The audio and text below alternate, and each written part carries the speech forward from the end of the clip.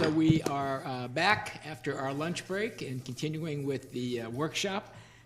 And now we're at the item to discuss a process, if you will, to hire. Let's just begin with the interim superintendent. And with us, if you all would introduce yourselves and your title so everyone can listen. We are streaming via the internet as well, so we'd like for you to give your titles and names, please. All right, you bet. My name is Andrea Messina, and I am the Executive Director of the Florida School Boards Association. And with me here is my colleague, Dr. Bill Vogel.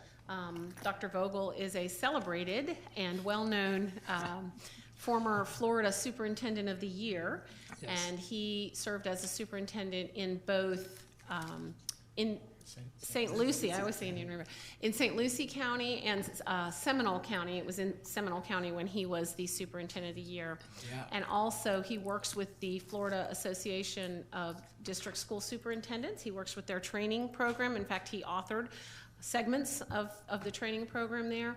He, as well as John Reichert, who is not with us here today, the three of us comprise our superintendent search team.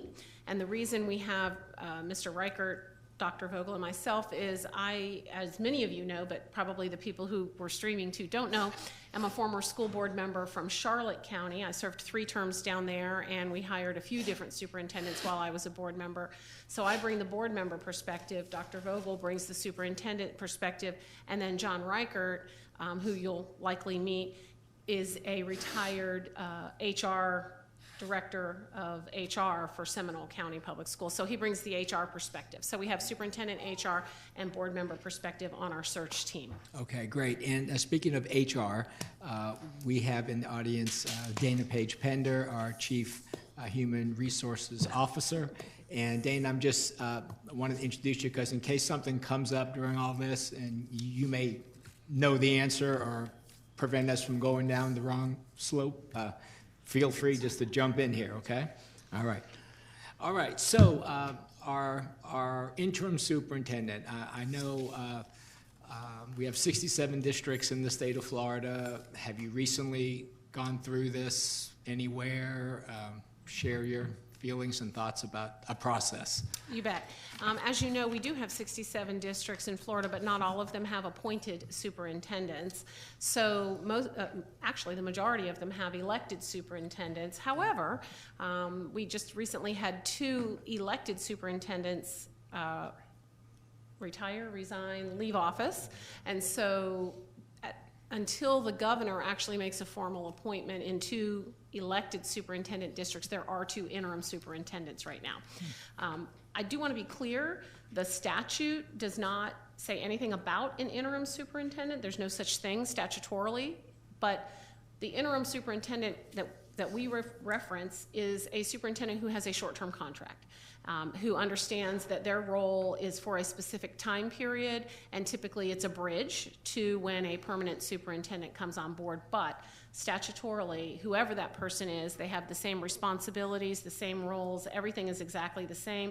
They are the superintendent of schools just for that segment of time. Got it. With regard to which districts we've worked in recently, yes. For interim superintendents, the team that I just introduced you to, we've worked in 4 districts in the last 3 years to help place interim superintendents. We worked with Polk County, Manatee County, Hernando County, and just 3 weeks ago, Indian River County.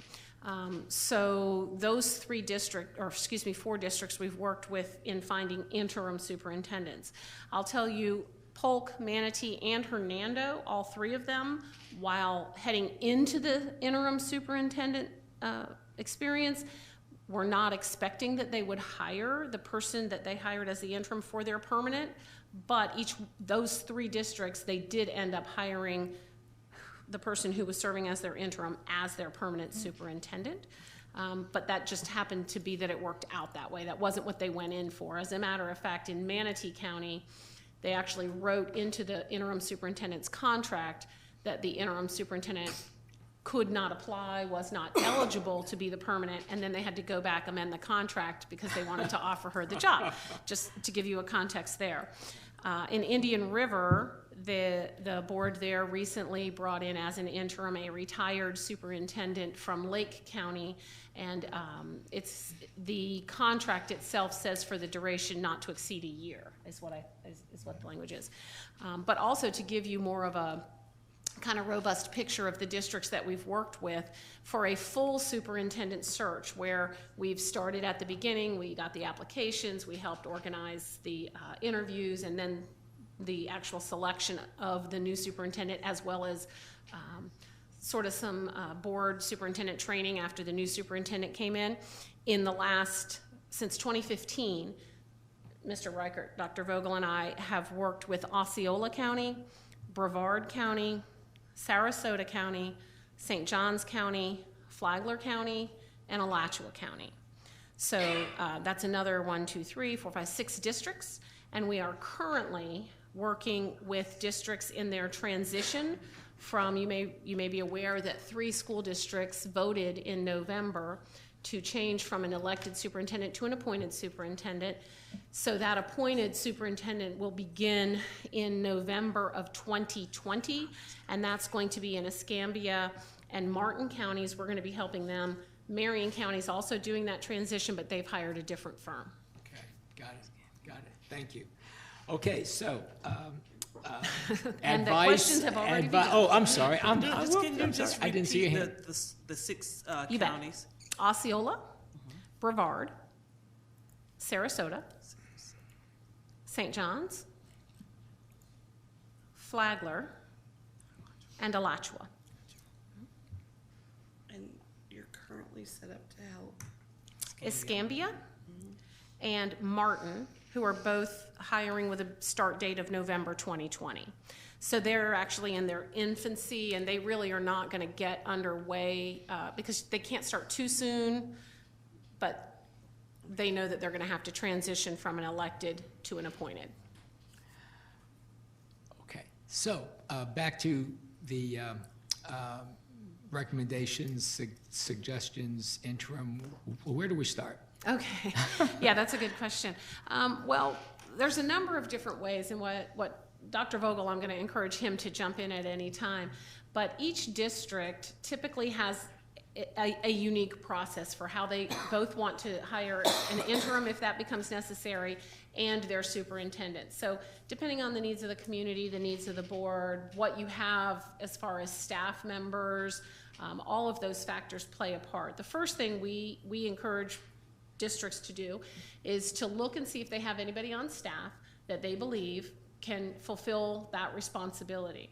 Now, we also, while we ask you to do that, we also provide a caution for you that if somebody on staff might be a potential applicant and you give that person the interim job, it could both be the best and longest and most valuable interview a board will ever be able to conduct, or it could be perceived by others, especially if there are multiple expected applicants from a district, as giving one person a leg up over others. So there's a risk, but there's also a benefit to that. But we want to bring it to your attention that it's always an option.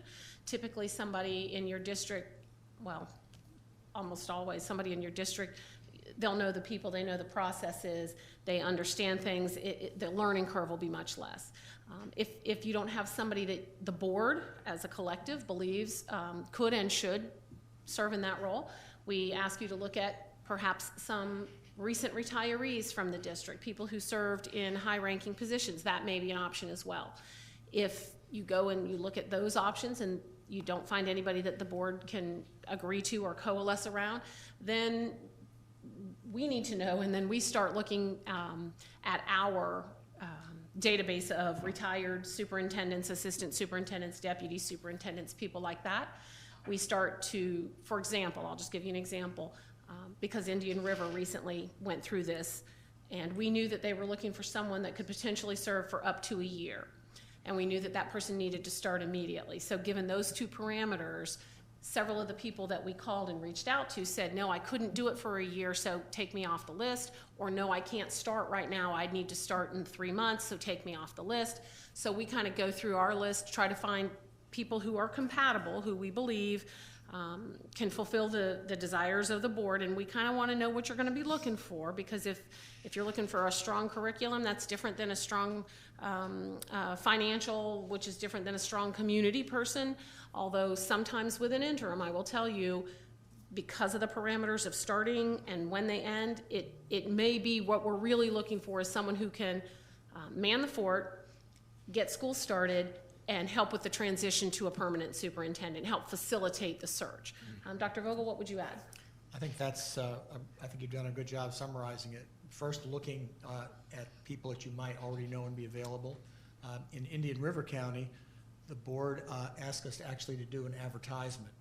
So we advertised for 2 weeks. We went through the process. The applicants applied through Mrs. Messina, and we actually drew over 60 people interested in the interim job. And the board narrowed the field and interviewed 3 people, and then they made their selection. So I will say, if you choose to do something like that, it is a lot more work. Typically, the people on our short lists are people that we know, you probably know their reputations. Many districts, most districts don't go through that much effort. They ask me to bring 1 or 2 resumes of people that are willing, and then the board kind of makes a decision. I know in Duval County, I should have listed them. I helped them as well facilitate. They had 2 finalists. One was a recently retired administrator, and the other was a retired administrator from another district. So they just took the 2, interviewed them, and made a decision. Go ahead, Ms. Wright. And you said Duval, was that before they have their permanent superintendent? Is that the lady who served in that capacity for maybe a year? She was there about Yes. a year? Mm-hmm. Yeah. So as we can get this thing rolling, and I can give you some deadlines, goals that we have as a board. As you know, our superintendent is with us through the end of June. However, we go to a 4-day week starting next week, and a Monday through Thursday. So really, this district office last day in June would be June 27th. Yeah, I think that's a Thursday. We have a school board meeting on June 25th, that Tuesday before. If at all possible, we would like for our interim to have a few days, if not that whole week, or 3-4 days would be great, to be with Mr. Russell. And he agrees too that would be beneficial. So I'm just telling you that so you can help guide us, as I always like to work backwards. Right. So if we need somebody on this date, what do we got to do Right. to get that person, and what does the board have to do? And I believe you'll find this board to be engaged, and we're not going to drag our feet. So if we have to have a special meeting to do something, we will do it, just to keep the process moving along. And then just further, what we would like to have also is our I'll call it permanent superintendent, to be able to start on that January 1st, or that soon as right after the winter break. So when we get to that point, again, to work backwards from that date, and what is it the board has to do, and what do you have to do, if that's the process. So should we start, and you tell me, should we start, board members, addressing, I guess, the first issue about, is there someone on the staff that you want to I would push just be out, or do caution you with want any to? names at first. Yes, okay. But if we could speak in generalities around the room. And Okay, good. Because I will tell you this, there are some board members, we just found out in Indian River, who said, the situation we're in, we don't think anyone internal should be put in that position. Got it. And that then kind of said, okay, we know here, and Right. so if you could just kind of give us some of the parameters that you as board members would be looking for, Yeah. then maybe we can move from that, if that's okay? Yeah, sure. And just so you know, some of us have been on the radio recently. And, Oh, boy. Those things have come up, and because I want to be as transparent as I can possibly be with everybody. And just to let you know, because I have said publicly that it's not that I don't have confidence or faith in anybody on our senior staff. It's a matter of I don't want to add that burden to them. Everyone on our senior staff has a full plate, the way I see it. And if we added that, they couldn't possibly do the job they have now and be the superintendent, which then means somebody may have to replace them temporarily in that job, and then you start temporarily placing people and replacing people. And then when the superintendent gets hired, the permanent one, then what happens, everybody goes back, and that's sometimes problematic, just from a staffing perspective. Again, you know, those are just my thoughts, not that I don't have confidence. It's just, again, I think it's just too much, too much. If we could find somebody that recently retired, perhaps, that could come in, even better. I will say that so everyone knows, I did ask Miss Paige Pender to create a list, a short list. How many names were on that list? 10? 10 years. Oh, so she went back 10 years and wrote down the names of all the area superintendents or assistant superintendents or even superintendents maybe that we have had here in Volusia County. And she went so far as put the last day that they worked here, their last day of employment. And I did include and she did include in that list Gary Marks. And Gary, though, because he's such a recent retire, couldn't start, we found out, until August, was it? August. So Gary couldn't even start until August, because I had some people call me, oh, what about Gary? And I said, oh, I don't know. Well, I'll find out. So we did go that far. I'll kind of stop there, because I want to let you all weigh in on this side of it. So I'll start. What I envision is, you know, I think we've got great area superintendents, and what I envision is someone who can sort of just keep the ship balanced. Someone who can make the tough decisions. Obviously, their preparation and their portfolio will reflect that. But someone who can work with the board, together with the board and the staff, to make sure that we're headed in, you know, that we're maintaining while we look for a superintendent. Not looking for someone who will come in with a short list of people who did them wrong 10 years ago. And this is just, again, I mean, I'm probably the least able to speak because I don't know many people. I mean, I've heard lots of names thrown around, but I don't know any of these folks personally. In fact, when you said Gary Marks, I kind of got excited, only because that's a name that I know. And that was only for a short period. So that's what I envision, someone who can, you know, work with us, communicate with the area superintendents, and sort of, you know, hold us down until we can get a superintendent. That's what I envision. Thank you. So do I think there's anybody internally who can do that? I kind of agree with Carl. I think, you know, there's two things I fear when we talk about that. Number one, it's a different thing when you become the boss. And so because our intent would be for that person to return back to their role in due time, it's hard to make a decision here and then be your friend here, or be your,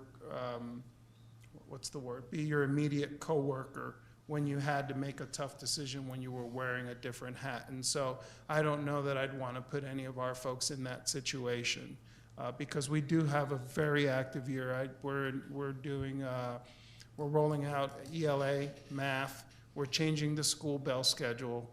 We are rolling out a new computer system, a new business software. We are currently in a delay for payroll, with hopes that we can bring that on board in January. So that's going to be sort of in this time period. There's a lot going on. And so again, I think that our area superintendents and our cabinet sort of has a sense of the direction we're going in. I just need someone who can sort of support that for a time. Thank you, Mr. Cologne. Ms. Haynes? So I also agree that it gets tricky if you try to find somebody from inside, so that's not where I'm looking. I actually would be very interested in your personal list of who you have that has recently retired or, resigned or whatever that would be interested in coming in. I'm looking for someone that is going to communicate well, understand and be open to understanding some of the things that we're facing by bringing in the new curriculum and the new computer system and things like that. But I really need them not only to be great at communicating, I need them to be a great listener. And I need them to be able to move. They've got to be able to make a decision, because even though maybe it's only 6 months, we can't just, be lost at sea without true guidance, even for that 6 months. We need someone that's going to guide, and if a tough decision needs to be made, we'll make that tough decision. We'll be supportive of what's happening, but at the same time, can call a spade, and if that needs to be changed. So I really am interested in seeing who you have available based on what your work's been with the other counties.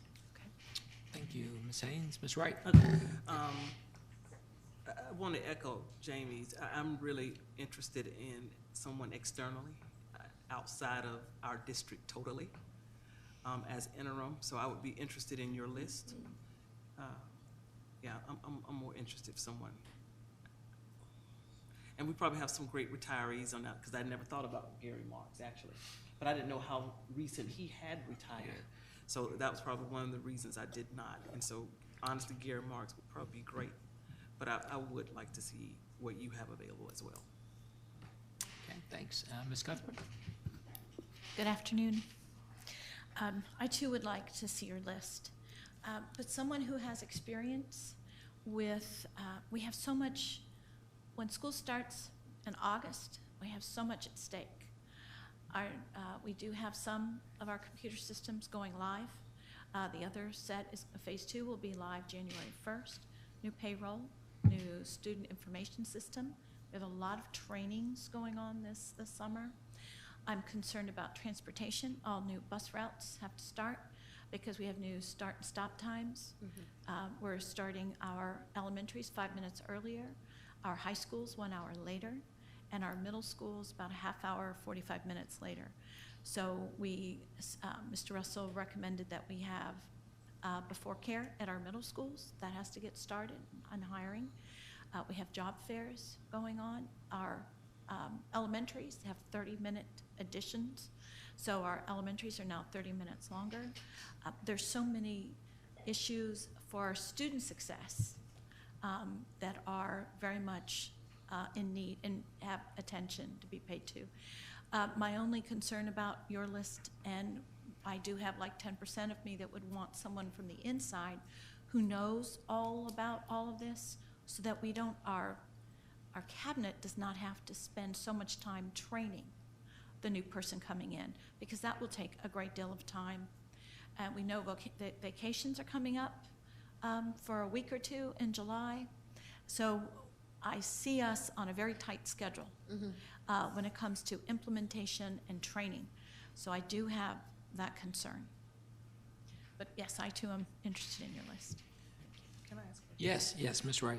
And just piggybacking, because your list would probably consist of people who recently were Can you superintendent. put the microphone closer? Sure. Yeah. So your list would consist of people who probably, as recent within the last year, have been superintendents or deputy superintendents, and kind of I would say the last 4 or 5 years, but if they've been out for a year or two, they're typically still involved in some way, like Dr. Vogel is and others. Okay. There was a gentleman with the camera at the door. I didn't know if he may be going around. No, he's right. Oh, He's thought I'd let you know. I will tell you, I typically do not presume to know what a board needs before I come and talk to the board. So I've not spoken to people specifically with regard to what it is that you're looking for, what your time frame is, anything like that. Just so you know, I do have 2 or 3 people that I've said, hey, is this something you might be interested in? That I will communicate with when on my way home, leaving here today, to see yes, no, understanding the time frames and kind of understanding what they're looking for. So it will require us to kind of come back. We're going to want to look at some dates, obviously not next week because we have our conference. There's no way I could get here, but the following week, if you want to hire somebody by the 25th, we need to kind of move forward pretty quickly. Right. So do you guys have any dates on the calendar? We kept open, I believe, June 18th and June 17th, 18th, was it? It was a Yes, Monday because you and had asked me Tuesday. about those dates. Mhm. Monday and Tuesday. We just thought it'd be wise to keep some dates open. Oh, you wouldn't be available, but John would. Right. Either one of those dates work for me. So. Well, Andrea, could you explain now when we're talking about your list, her list, my list, how do we? Yeah, here's what's the next step? What do we do? First off, I do want to talk to you about contracts and some of those other Right, pieces as right, well. right. But what I would encourage you to do is if you have somebody that you know that you think may be interested, give me their name and number, and I will Okay. reach out to them. The last thing we want is any single board member to reach out to somebody. Sometimes that can be perceived as some sort of an offer, and we don't want to get involved in any of that. Fair to say? So give me that person's name and number, or if anybody contacts you, give them my name and number. Say, please call either Bill Vogel, and I think each of you had a business card down there. They can call Bill, John, or me, depending on many of the people that you may talk to are likely to know either Bill, John, or myself. And so whoever they may have a high level of confidentiality with may be the person that they reach out to. Just ask them to contact directly. And so then what you could expect is that when I come back, I would have ideally at least 3 names of people that could serve, are willing to serve, have the qualifications. I'll have a resume from them. Unless you tell me you want some more full-blown process, in which case that's a different activity and we have to come up with a whole lot more going on, but that's not what I heard you say. So I All need to right, well- verify that first. Well, let me see if I can clarify this a little more. So let's say that today ends and you hear from the board or you hear from people who have contacted a board member and that person contacts either one of you. And so you have a couple of names now, and then you would do your own outreach to potential interim superintendent candidates, ask them if they're interested. Correct. Okay, so let's say after all that is finished, you have 3 or 4 names who are potentially good candidates and would be willing to do the job for the short duration that we are asking. Then those 4 people, and when do we know who they are and when would we get to meet them? That's what we would want to discuss. We would come back probably on the 17th, 18th. You'd find out who maybe those people are. If you guys want to interview them, you'd probably want to set that up later in the week so that if somebody were to call us and say, hey, I'm interested, we would say, okay, send me your resume. We'd ask, some vetting questions, and then we'd say, make sure you're available on Friday between, whatever time and whatever time, because that's when the board plans to do their interviews, because they want to be able to take action at the board meeting on the 25th, as I understand it. All right, well, let me ask you this then. Could we meet with you again? Let's just walk this through. Is Monday the 17th? Mhm. And then do some interviews on And Tuesday? then Yes. do interviews on the 18th? We And could. so talk to me about the interviewing part. Would that be like a person sitting right where Mm-hmm. you are now? And it'd be in the public and the board's here and each board member would ask questions and so forth and so on. And then that person leaves and the other person comes in and the other candidates are not in the room when we're interviewing the first person, is that? That would be normally how we would organize it, yes, but I Okay. will give you a few caveats. Okay. Number one, because of the short term, it's possible that some people might not be available that day face-to-face, so you'd have to Right. be at least willing to consider a Skype-type interview if that becomes necessary. That's Sure. number one. Yeah. Number two, because interviews are public meetings, we certainly, if there, let's say you had 3 people you wanted to talk to, we would certainly structure it where the other 2 people would have a place to sit, but by law, we couldn't forbid them from coming into the room because it's Got a it. public meeting. Got But it. somebody who's interested in an interview like that would typically recognize that protocol. We couldn't bar them from the meeting. Understood, good point. And then, what am I leaving out here, Bill? Yeah, I think that will cover it. One of the things that we'd like to leave here with would be the salary that we would pay the individual. Yeah, And we normally recommend the same salary as the current superintendent without any of the additional benefits, the same base salary, because you already have that in your budget. So that's what we would recommend there. I think Andrea's pretty much covered everything else. The other thing is, and Interview. the attorney, as far as contracts, all of you are familiar with the current contract you have for Mr. Russell. The attorney might want to take a look at that and kind of you leave some of the provisions in there that you may have, that the board may have, but also then take out some of the others. So there's a draft of the contract. With an interim, we normally have had very little or no issues in pulling together a contract very quickly.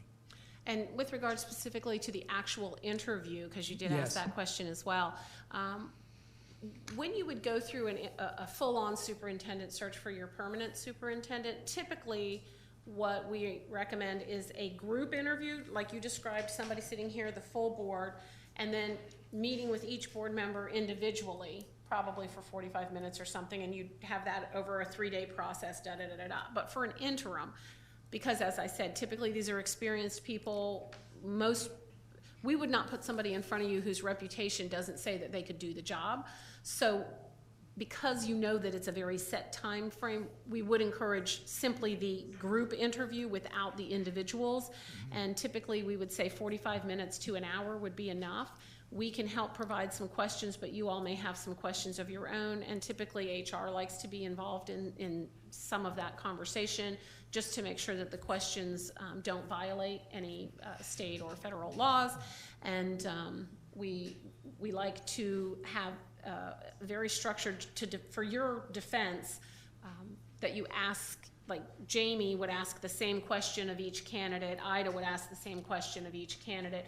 There may be some follow-up questions based on individual resumes or something like that, but for the core interview, we like to keep it consistent between the candidates so that the fairness and the ability to compare is consistent.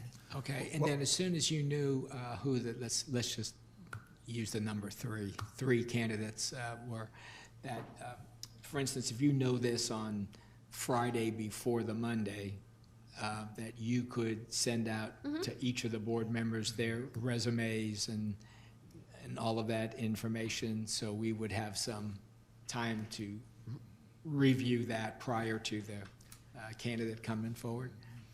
Yes, and what we would do is we normally look at 4 main responsibility areas of the superintendent: instructional leadership, board, community relations, performance accountability, and business and finance operations. So what we would do is we could provide a bank of questions for you to look at just by hearing, you're implementing a new ERP system, and that's, we would probably structure some questions there, let everybody look at that.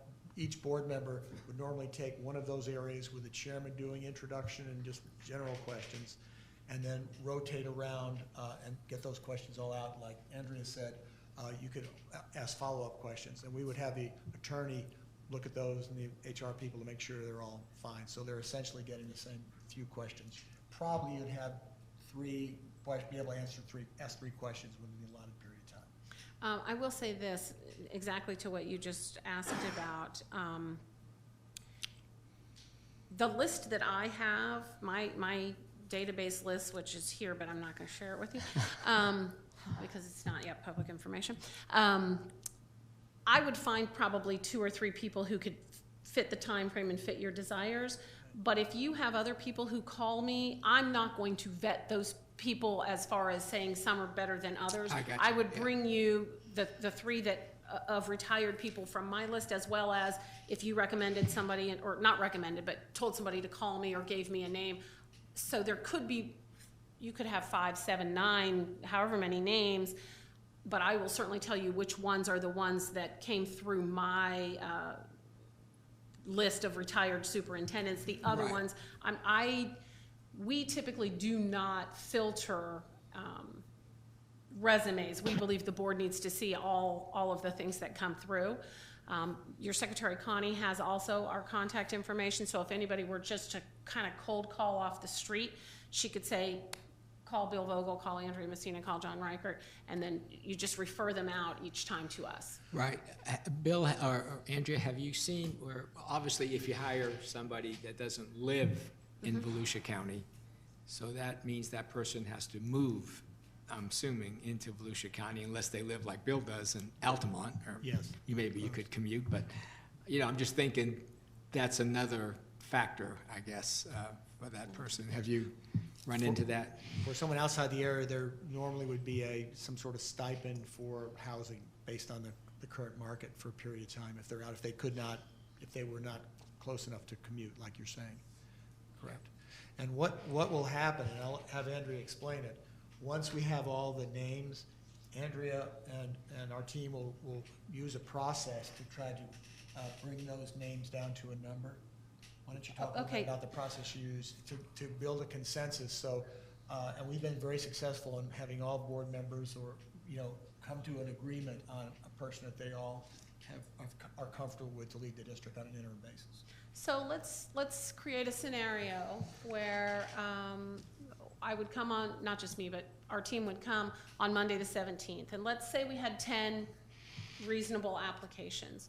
Then those 10 people would obviously know that they should be available on Tuesday, either by video or in person, in case you would choose to interview them. But to get from 10 to 3, what do we do? That's what Bill's referencing. And so what we try to do is we would kind of number them 1 to 10, not in priority order, but just in the way that the receipt of the emails, if you will, or the communication to us that says, hey, I'm interested. So we would say candidates number 1 through 10, and we'd kind of go around the room, and you would have either seen their information the Friday, the Saturday, whenever we could get that to you before, and or even the day of, if we had to break for an hour so you guys could read the materials because for whatever reason they came in late, we can certainly structure that.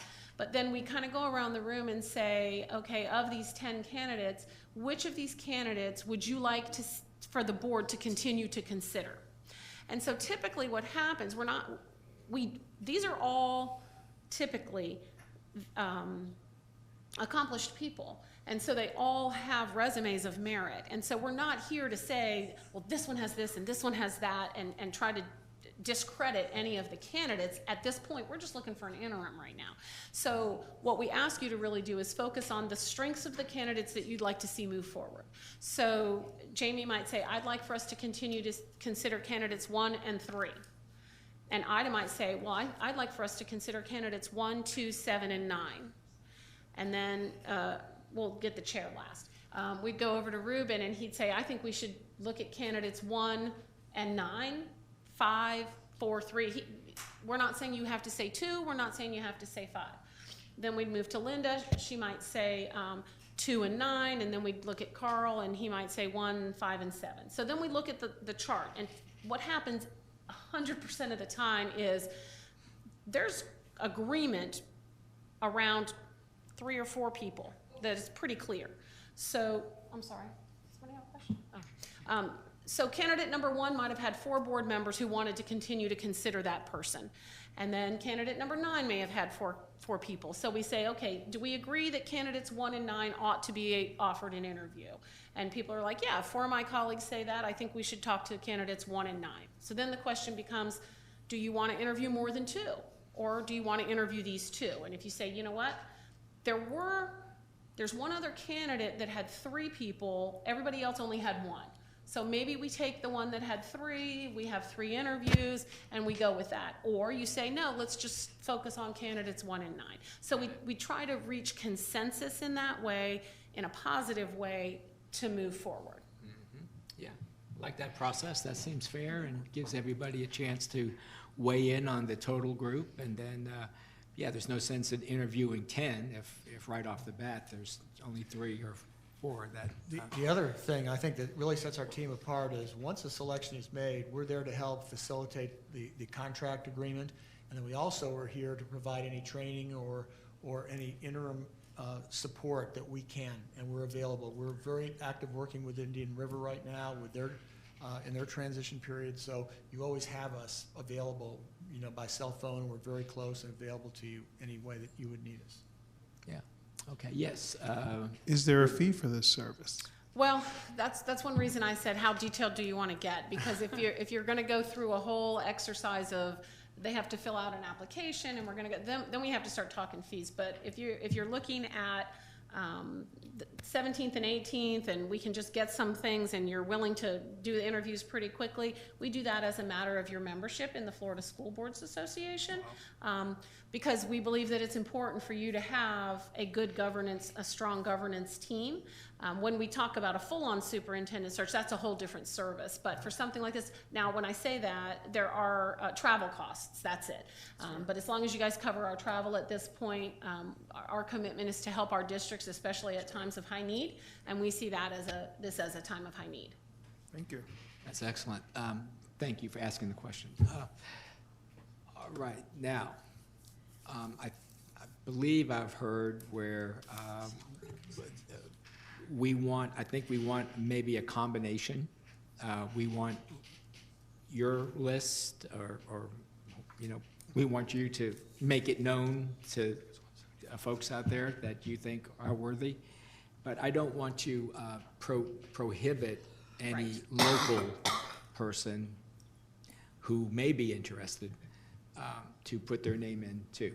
So how do you do that, or should we just assume from this meeting taking place that those people who are interested would be paying attention to this meeting? I will tell you, those now? people who are interested are paying attention. Okay, okay, that's what I was hoping. And if you do decide, this is where we get into the extra work, if you do decide to advertise it, for example, and this is what happened in Indian River, they advertised on Indeed, didn't tell us they were going to advertise on Indeed, but they did. It was just a matter of process. Wow. And then they ended up with some 40-odd applications, many of whom had absolutely no qualifications, but because we had a process in place that needed to be fair, it was more work for the board, more work for our staff, more work for your staff, and it really did not garner any better results than simply you all, the press is here, it's going to be pretty clear. If somebody's interested, they're either going to call you, and you're going to tell them to call me. They're going to call Connie. They're going to call Mr. Russell's office. They'll call any one of you, or they'll just call us directly. And we just kind of direct them to send us a resume and a cover letter, unless you all tell me you want more than that. Typically, that's what we would require for an interim. And then they would just come to us, and we would bring them back to you. All right, and go ahead, Bill. Did you want to say? And before any final selection, the individual would have to fill out the Volusia application.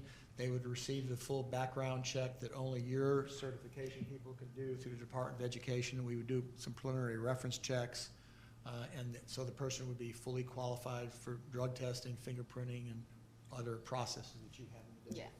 Yeah. Great. Okay, my train of thought was, okay, getting back to Monday, the 17th. So would that be a school board meeting or a workshop, or what is that called?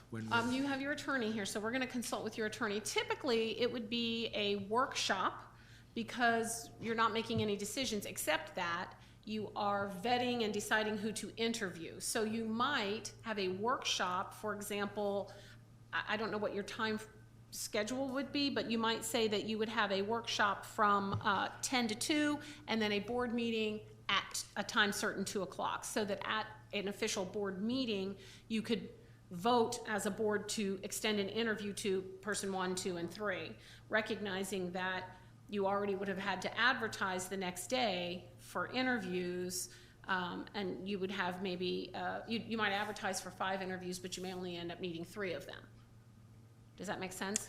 Now, some board attorneys say that it can happen at a workshop. Other board attorneys want the official action at a board meeting, even though it's consensus. So I will defer to your attorney on that particular question.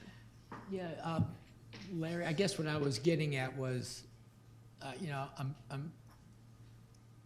if on, I mean, what if we don't have that many? Are you thinking we're going to have that many applicants? Is that what you're thinking? You think it could be 10, or you think it could be? I think you, well, there's a difference between applicants and legitimate ones. Yeah, What are you asking me? yeah. Well, we are counting on you to pare that down to. What are your thoughts, Bill? They'll have a good number. I think I have several. I think you'll have 10. 10's a good number to go with. Well, Okay, and if there are 10, say on Friday, then on Monday, is it you're thinking that that's when the board will do that rating, like you Yes, were sir. saying, that 1, 3, 5? And then as a result of that, those people will be invited back on Tuesday, Correct?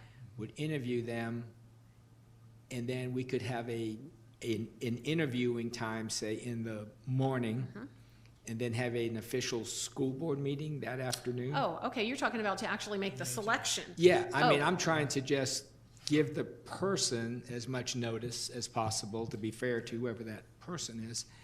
And then, you know, I just don't want to lose any time. That's actually how it happened in Indian River. That's Okay. exactly what happened in Indian River. I think our interviews ended before lunch. We gave them a lunch break, and then the board meeting started at 1, and they made the decision at that board meeting. And I think the candidates would be fresh in our minds, and we could talk amongst ourselves too, and at the board meeting, and then we'd have to advertise it as a board meeting. That's my question, would we have a workshop on Monday, the 17th, call that a workshop? Mhm. And then we'll have a special meeting on Tuesday to vote on the, Yeah, and then even. The interviews would also be considered a workshop. So you'd have interviews Monday, workshop, we'll have a workshop Monday, and then we have a workshop Tuesday morning and a special meeting Tuesday afternoon. and you may need a special meeting Monday night as well, depending on your attorney's interpretation.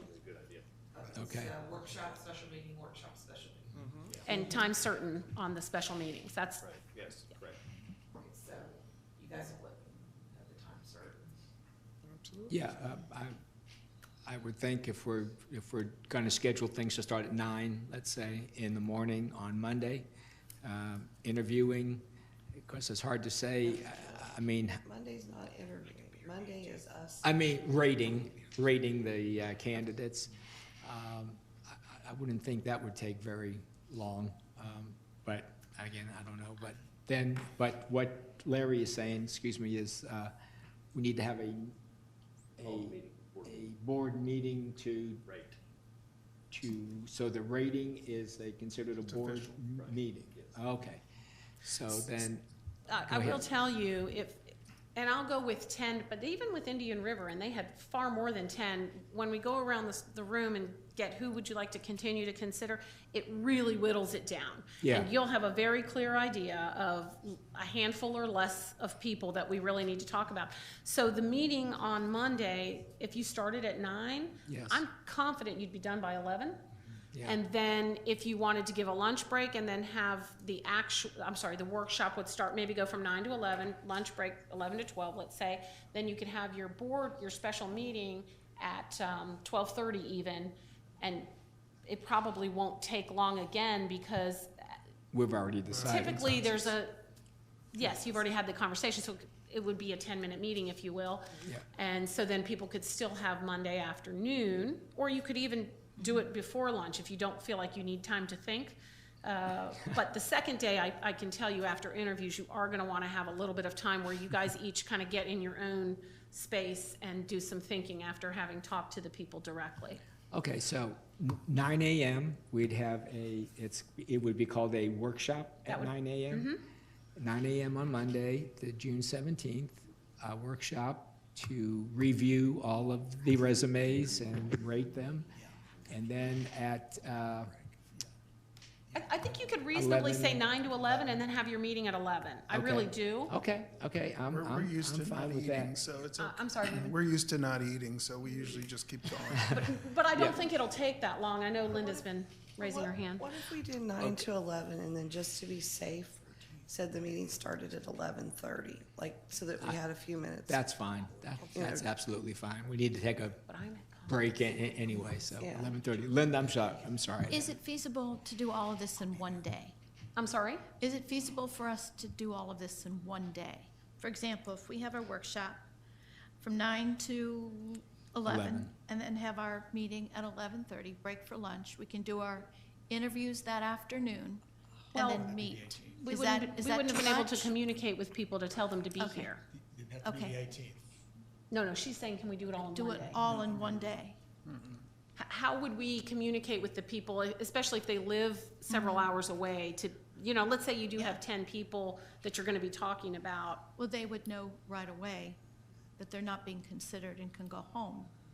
But the ones that were considered on having, instead of spending the night, we could interview that afternoon and then have a decision maybe by 6, have a meeting at 5:30. I just, Yeah. it's just a suggestion. Yeah. I didn't know if it was conceivable. They won't be here on Monday. Oh, okay. Is that what you were thinking? Uh-huh. No, they They would not come in until the 18th. would not come in until after you decide on Monday who you wanna interview on Okay. Tuesday. We'd make the phone call and say, you need to be here tomorrow at Gotcha. X time. Okay. I just thought I would help.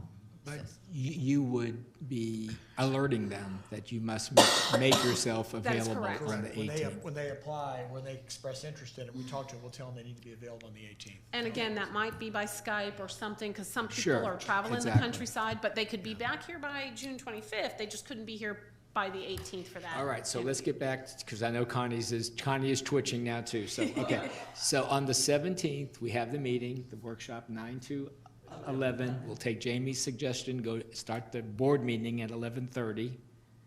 That will be a 10-minute board meeting. And all we're doing at that board meeting is letting everyone know who the 3 people are that we're going to interview on the 18th. Then on the 18th, on the 18th, we'll be interviewing the actual 3 finalists. And are those interviews considered a board meeting, or are those interviews considered a workshop, Larry, when we're doing the finalists? Normally, that's a workshop, because you're not making any decisions. You only make a decision when you vote. In the afternoon. Okay, so then we start at 9 a.m., another workshop on the 18th. The purpose of that workshop is to interview the 3 finalists. Now, how much time should we allot for that? Well, I just was sketching something out Yeah. here. I'm looking at Tuesday. If you started the first, I'm gonna go with 3 interviews, just Okay, yeah, as a I think 3 is a good general number. guess. Yeah, 8:30 to 9:30 would be one interview, then we'd have a 15-minute break, so you guys can have comfort and drink whatever. 9:45 to 10:45 would be the second interview. 15-minute break. 11 to 12 would be the third interview. Okay, Then you could break for lunch from 12 to 1, Okay. or 12 to 2, or 12 to 3, whatever you guys think you might need. And then you have the meeting later in the day where you would actually make a decision on who you want to have as your new interim superintendent. And by the way, we do the same process there. Who would you like to continue to consider to be your interim superintendent? And we kind of go around and the first round is what would you like to have your fellow board members hear of your thoughts based on the interview? And so you're not saying, I support candidate 1 or 2 or 3, but you say, well, candidate 1 had this strength, candidate 2 had this strength, candidate 3 had this strength. And then we go around and then we say, okay, do you have anything else to add? We go around again, do you have anything else to add? And you'll hear there's a coalesce. Typically, it falls right into place. You'll hear, or because what we don't want is one board member to say, I'm only considering candidate 2 and I'm not considering anything else. Because as you hear your peers talking about some of the things that they heard in the interview or what's important to them, what's really important is that the district has someone that everyone can work with. And so we don't want you to rule anybody out. We'd like for you to be able to allow people to come into your thought. If you see that 4 people really want one person, then maybe for the good of the order, you have to be open to accepting that person as the candidate. Got it. All right. So I like your time frame there on the Tuesday. So it looks like we're finished interviewing all 3 candidates by noon. Board members, what do you want to do as far as what time to start the meeting after the lunch break? You want to start at 1:30? You want to I'll start say 1:30. 1:30? Good Yeah, enough? and only because of public comment as well. And that's, You must do that at your meeting, that's- at the right, meeting. At the meeting, correct. And so, you know, it'd be cool to say, all right, we're done at 11, let's start at 11:30 and then break, but you just never know. And so we may end up here till 2 p.m., which has happened before without a break. Yeah. And so I think that building that break in between kind of lets you clear your mind as well. And, you know, in my case, you know, I don't know a lot of the players, don't know a lot, so I need to rely on some folks to help me make my decision that I trust as well. So having that little bit of time will help as well. So I are you was- okay with 1:30 or? Yeah, I was actually going to suggest maybe 2, because having done a lot of interviews, it's very intense when you're in the middle of doing back-to-back interviews, because you don't really have time to even stop and think about, you know, what did number 1 say, because you're already into number 2 and number 3. And I would just like a little bit of time to reflect I on don't my want to rush notes. anything, I don't want to delay anything, so if you think, is 2 o'clock going to be okay, Ms. Cuthbert? Okay, then 2 o'clock, Connie, 2 o'clock, we would start the school board meeting. And I have a couple of questions. Go ahead, ask. By the way, we would help you with the agendas for those. Oh, okay, that's what I was gonna say, for the special meeting, there'll be public participation both days, correct? Yes, absolutely. And advertising, as far as the agendas, will I have to have their resumes for the public to view 7 days ahead of time? No, we won't have them 7 days ahead of time, so the chair will have to find good cause, but let me just think out loud for a minute. Normally, we would try to get them attached as soon as possible, and so we would try, as they come in, we'll feed them to you, and then you'll post them however you post them, and we'll try to work, if you're the contact, I'm gonna assume Yes. she's the contact. If you're the contact, Connie, what we would do is, create a system between us that we would number them 1, 2, 3, 4, 5, and then, for example, you would be responsible for sharing them with the board. And what we have to find out from you all is, do you want them all at once on Friday before 5 p.m. when she may be able to post them, or do you want them as they trickle in? Different boards We'll want take them them different trickle in. ways. I say the sooner we get them, the better, so as they trickle in, I think that would. And so, are you all okay with us setting a deadline that they get them to us by 5 p.m. on Friday, knowing that that means you may not physically get them maybe until Saturday, depending on that's how they fine. trickle in? Connie, To us. would you be able to get them to us on Saturday? If they- You might not be able to get them till Monday morning or something.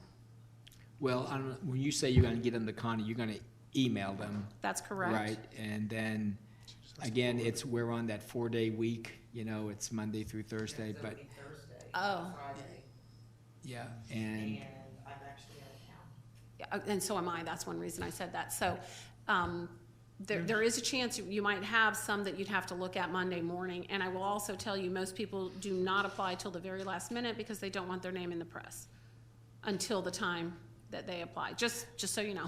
okay, and just so that I'm clear, before Monday, as you get them, because you're really getting them first. So if we hear from somebody, we say, go to you. Correct. Send it to you, not to us, send it to you. Are you gonna take out the ones that, I mean, don't even bother sending them to us, or? Unless you tell me you want me to, we do not. I mean, there are some, you know, I mean, our time's valuable too, and we've already received some that, you know, it's. Well, just I for an mean- example, we had the shift leader at McDonald's apply in Indian River. Not that the shift leader at McDonald's doesn't have some important responsibilities, but for a job like the superintendent of schools for a Florida school district of that size, that's not somebody that we would recommend you continue to consider. But we were not gonna filter anything that came to us because we had no direction to say, if they're not even qualified, don't do it. So that's the purview of the board. Right, but don't you put in some criteria, like must have been a deputy superintendent or area It's assistant whatever your job superintendent description currently would read. And I would, I would think, well, I mean, I'm not gonna speak for the board, but, I mean, let's have something so You that, all not have a written just, job description, I'm guessing. not just a, Yeah, Yeah. you've got a written job description. okay, go ahead. Ms. Haynes. Okay, so knowing that we're really putting them into a tight timeline, as well as Connie, would you consider, or could we consider, instead of it being Monday and Tuesday, the 17th and 18th, could it be Tuesday and Wednesday, the 18th and the 19th, only because that weekend is also Father's Day weekend? And with Connie being out of town, with the school board meeting happening all next week in Tampa, I'm just trying, because I see things coming in, but then them not being posted, and we walk in here, for Monday morning, and we've not seen anything yet. Oh, are you out I'm of town trying on to that get with Wednesday? everyone's schedule, it's so hard. No, I was Get these just looking at dates. my calendar, he was looking at his calendar. That's really, I think you make a very good point, because Because then for sure, at least Monday, we'd Then you'll have a have a chance chance to to look at it. read stuff Absolutely. before we came in Tuesday instead of coming in cold. I think it's. Like, I'd like a chance to read I it don't know the before availability of I the rest of the arrive, board. but, We're I can't do available. the 19th. oh, okay, Linda can't do the 19th. I would say though, in that spirit, instead of meeting from 9 to 11 on Monday and then having your meeting at 11:30, maybe you would have an afternoon meeting. So you might have from 1 to 3 and then your board meeting at 3:30, which would give you the morning. I would go with that. Is that okay with you, Ms. Wright? Mr. Cologne? Ms. Cuthbert, would that still work for you? You mean on the 17th? Yeah, so Yes, that's a fine. workshop from 1 to 3, and the school board meeting now at 3:30. That way, any of those last applications, and I appreciate that because I know I'll be at my conference that whole week too and doing the best I can to keep things moving, but that Friday deadline would be I was difficult just for trying me. to not have all of us come in and, And it would actually be a Thursday deadline, because we don't work on that Friday. Yeah, but I'm talking, Friday If- before will be off, all these got 4-day weeks, starting next week, Monday through Thursdays. right, okay.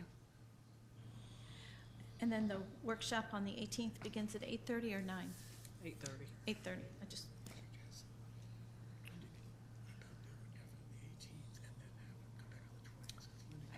I think we're pushing it. Yeah. All right, let's recap this, okay? Do you want me to tell you what I have, or do you want to tell me what you have? Well, you tell me what you have, because you're I the have one on that the needs- 17th, which is Monday, we would have a workshop from 1 to 3 Yeah. with a special meeting at 3:30, beginning with public input. And then on the 18th, which is Tuesday, we would have a workshop scheduled, public interviews. First interview, 8:30 to 9:30. Second interview, 9:45, 10:45. Third interview, 11 to 12, with a break. Special meeting beginning with public comment starting at 2 p.m. so are we sure we're not gonna interview more than 3? I'm sorry? Are we sure we're not gonna interview more than 3? I would be surprised if you wanted to do that, but that's your decision. If you I think you want to do more. I think we can get it down to 3. Okay. Always get it down to 3. It may end up actually even being 2. And then, just so you know, typically we would schedule, just so that everything stays kind of fair, whatever, remember I said each person that communicates with us gets a number.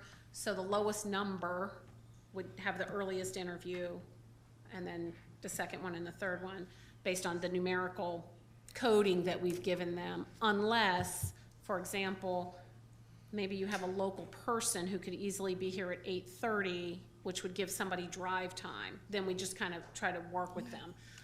Because ideally, we won't have to pay for any hotel rooms for people to come in the night before. They'd be able to drive in. So we would try to get whoever lives closest the earliest time.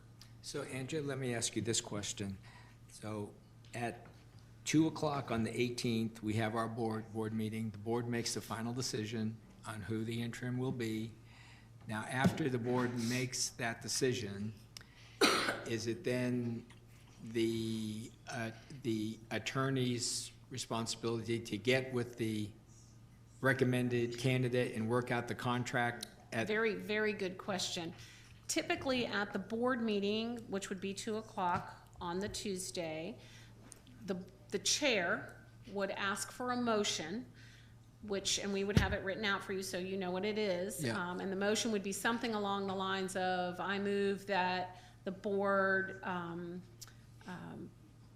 offer the job of interim superintendent to Dr. Bill Vogel and authorize the chair and the attorney to negotiate a contract. Something along those lines to Okay. bring that contract back to that meeting on the 25th, unless you all decided you wanted to have a special meeting later in the week, the 20th, 21st. Just for the that's up purpose to- of formally approving the Correct. superintendent? And just so you know, Dr. Vogel's really our point person on the actual contract. Okay. So we have some sample interim contracts that we'll be able to provide for you. Right. And he typically will work with the attorney, with the chair, with the candidate to try to kind of bring it all together. Andrea, can you have an interim superintendent while you still have a superintendent? No. No, The law requires wouldn't each school think so. district to have a superintendent, but only one. right. So So what you what- could do is bring them in as a consultant for a few days, a Okay. special consultant of some sort. And again, I'll let Dr. Vogel explain that. Yeah, we would work that, probably the same daily rate of pay. And Okay. I'll communicate after the meeting with the attorney and make sure I have his contact information, and we can send you the last 3 interim superintendent contracts that are in place in the state right now. Okay, so that person could, I just want the person to be able to have time with our superintendent. Recognizing that, gosh, they might not be available on that Monday, but they might be available on that Tuesday, or, you know, there's a Sure. little bit of flexibility there. But I will tell you, people are watching if I know you said this is live stream, but I know that it's also on demand at a later time. People will watch it, they'll understand when they need to be here. We've had, as a matter of fact, I'll just tell you, Dr. Moxley, who just got hired as the interim down in Indian River, was truly, she and her husband were physically in their vehicle getting ready to drive to Idaho.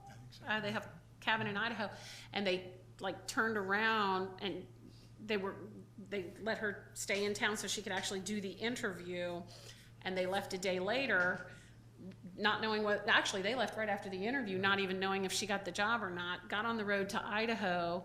Soon as she and her husband drove to Idaho, she flew back. She knew she could be back by the time. She just couldn't be at everything, but people who are wanting to help the district and help you all, they understand there's a little flexibility and hope that you will too.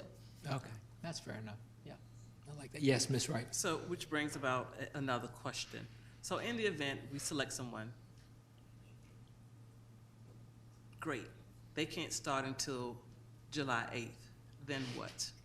Then you name somebody that is in your district. Just like right now, when Mr. Russell leaves town, somebody is your acting superintendent. I don't know who it is, but somebody's authorized in his absence to sign things or make decisions. And typically you would do that same person for that week. Good question.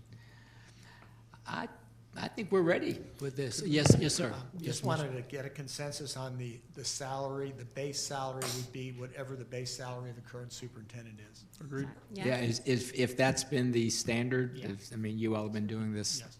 Whatever that many actual more base is, times. We'll get that. And then what we'll also do is, I heard that we'll screen to make sure the individuals meet the minimum qualifications. Please. with current job Please, description. please do that. Please. So we'll screen, that will be our level. We'll get that from your HR people, and we'll do that. Do we need to address whether or not we want them to be able to apply for the job? Well, you probably do want to talk about that. That's really something for the contract and maybe for the interview, but you all as a board are going to have to make that sort of a decision. Some people won't even be interested in applying because they may only be wanting a temporary job. Others might be interested in applying and would want to know before they talk. So that is, yes. Well, our recommendation is really just leave it silent, because in several situations we've talked about, the board has changed their mind. And if you leave it silent, if you have that in there, all it does is restrict the candidates who might want to apply. So, and I think like Ms. Messina said, if the person is doing a really good job, you have an on-site, long-time interview with the person. So we just recommend leaving it silent, although there are some boards that do include that. And I do want to say that there have been instances where we've had an interim superintendent and the board still chose to do a full search, and the interim ended up being the one that's hired. Yeah. So Alachua it doesn't County mean that comes you to wouldn't mind. do a search. It just means that you wouldn't exclude them from a search. But that, again, is for the board to decide. Board, do you have any feelings about that, right? I mean, now's the time. Do you want to say those who are applying for the interim? Just leave Will- it silent. will That's a not good be- suggestion, because we don't know what we're going to do. So leave it silent. I'll leave it silent, but no, I don't. I would like to put in there, that you cannot apply to be the permanent Right. superintendent. I mean, I yeah. don't like that. Agreed. okay. So it's, okay. We'll leave it silent, but I think you know how the board feels. So, all right. And just so you know, when people call me, I tell them, if you haven't watched this meeting, you need to, because you will find out how the board feels about things. And this Yeah. way you know the board, you know their intentions, you know the questions they asked, you know what's important to them. Yeah. It's the first way for someone to Yeah, become familiar with you and all. I'll tell you how I feel. I mean, I do not want to do anything that will diminish the pool of candidates for the permanent job. And I know people who apply for the permanent jobs are going to be a whole different pool Yeah. than the people applying for this job. And these are people who are coming to apply for our job, I would hope, are people that are movers and shakers and working their way up and, climbing. And whereas the people that may be applying for our interim job, I would hope would be people who have already done it, just done it, and we're going to benefit from all the experience that they have had. That's typically the pattern. But not thinking you're the one for this permanent job. And I just don't want people who are applying for the permanent job to think, oh, that interim has a leg up. And there's no sense, because if I'm applying for the permanent job, chances are I already have a good job. And I don't want my employer to know I'm looking when there's little chance I'm going to get it, because they already like their interim, or they may be going that way. So I'm taking a risk applying, because once I apply, it's public information, right? And then everybody yes. knows. So it's, it's just weighing that. We can leave it silent, but I just wanted to get it out there how I personally feel. I would like to say one more thing with regard to references, for example. Many of you are registered to come to the Florida School Boards Association conference next week in Tampa, and if there are people who send us their resumes early, or people that I can get on the phone and kind of lock in some interest before that, then you may actually even have a resume and a cover letter from some people prior to coming to Tampa, and then you could talk to board members who have worked with these people from other districts. That's one of the benefits, really, of the networking and knowing people from other districts. And even if you don't get it while you're there, knowing board members across the state, this is one of those times when picking up the phone and talking to a fellow board member can really be of benefit to you. And so if you don't know how to log into your on our portal, you have golly, Ida, what's it called? Log in. Your own where you do your CBM points and everything. There's a place in there where there's a membership list of school board members from other districts. So you can just go in there, and it has the name and the phone number, and you can call your fellow board members and ask about people whose names come across your desk, so that you can find out about working with them. And Andrea has every board member on speed dial. She knows how to get in touch. And superintendent. All right, board members, any other questions about the interim process? Because I don't want to move off this until we're, Connie, you good? You happy? Larry? She's got our contact info, that's what All she right. needs. Dana, did you have any questions? Any? Perfect, thank you. Okay, so I think we're good. All right, now can we, you want to take a little break, or you want to take, because I want to get into the permanent superintendent. I want to know, Need a break? you need a break? I'm good. No? Okay, Do you need one? all right. Do you all need a break? I'm okay, thanks.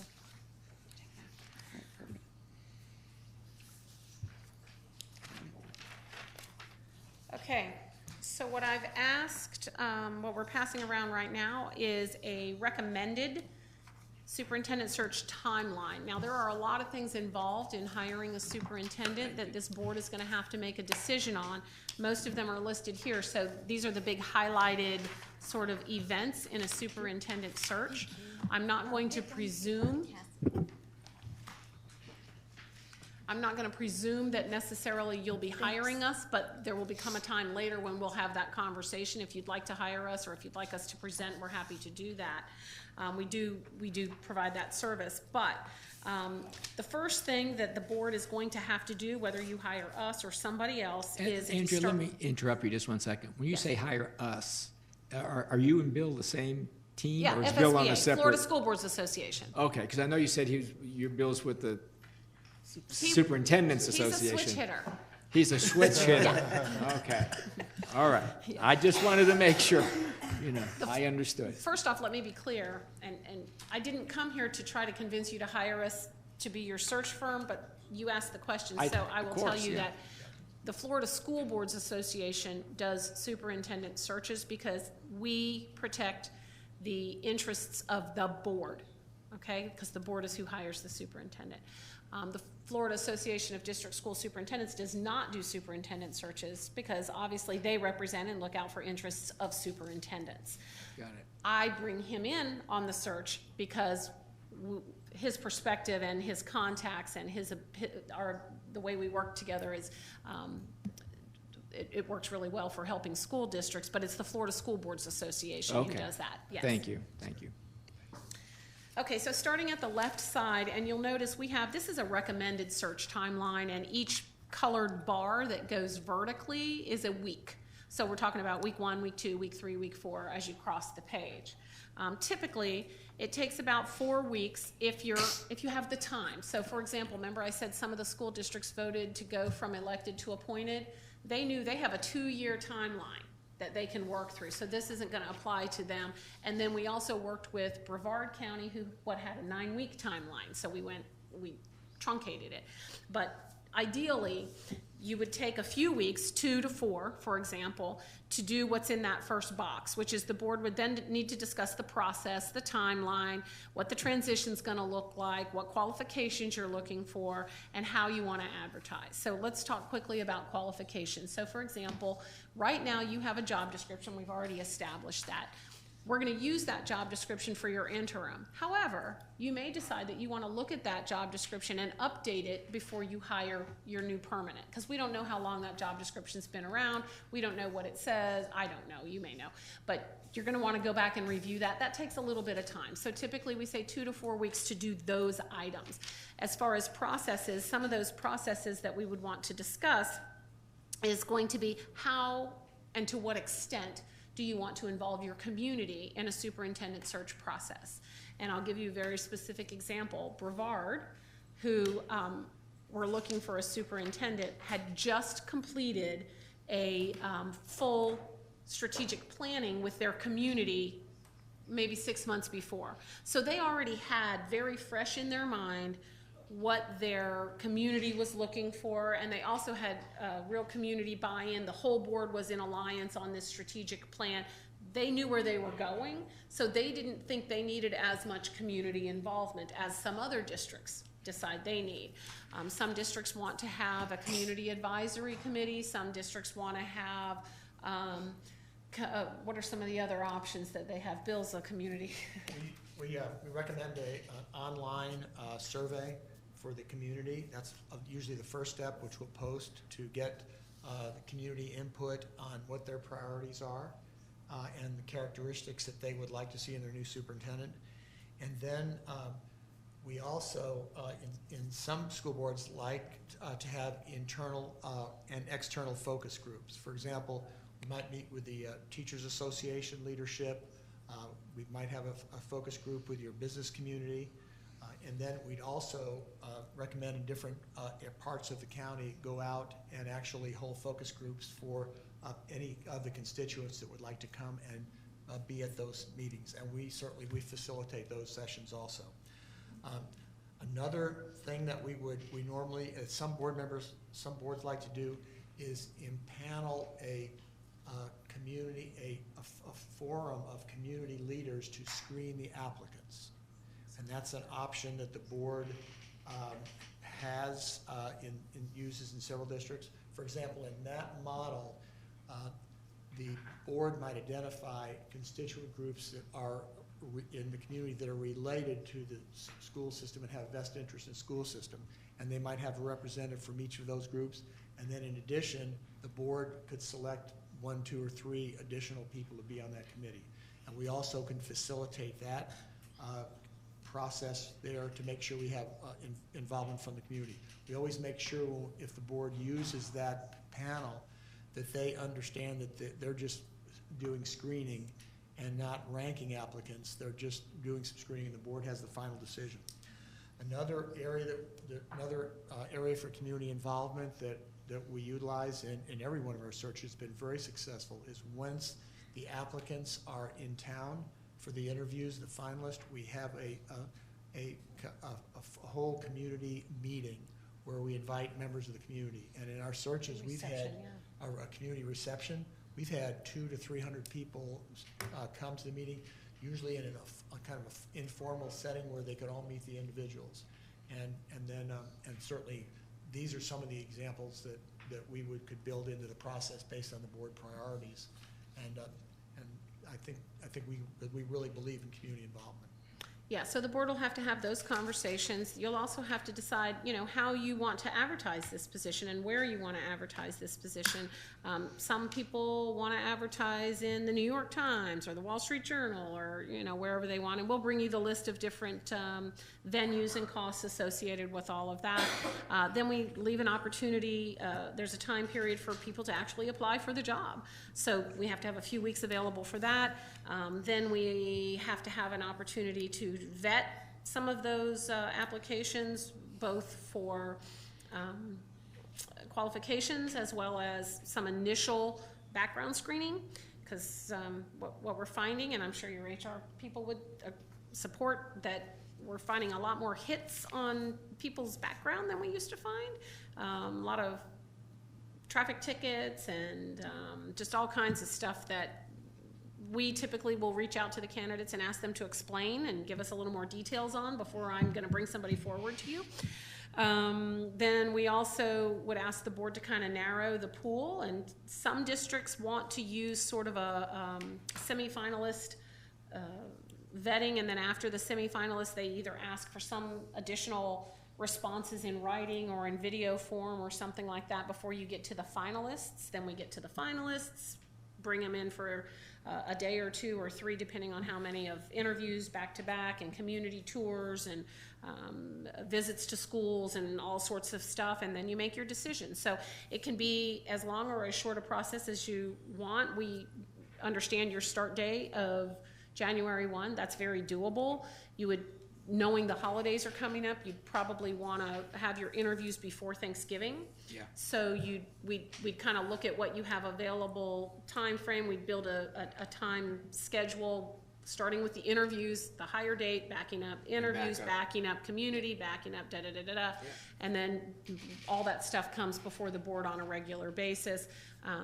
Typically our team, if we're the ones who work with you, especially because John and Bill live so close, Bill also lives in Altamont, they would come to workshops every time you had something on the agenda that has to do with the superintendent search, to help explain and walk you through and give you everything you need. And we also are on site. We work with your IT and communications people to get a portal on your website, a big button that says superintendent search, learn more here, and then your community, everything gets posted in there. We have a whole list of items that you're going to want to put up on your website.